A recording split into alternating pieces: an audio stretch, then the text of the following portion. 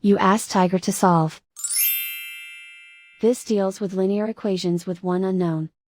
The final result is x equals 92/7. Let's solve it step by step. Simplify the expression. Group like terms. Simplify the arithmetic. Group all constants on the right side of the equation. Add 4 to both sides. Simplify the arithmetic.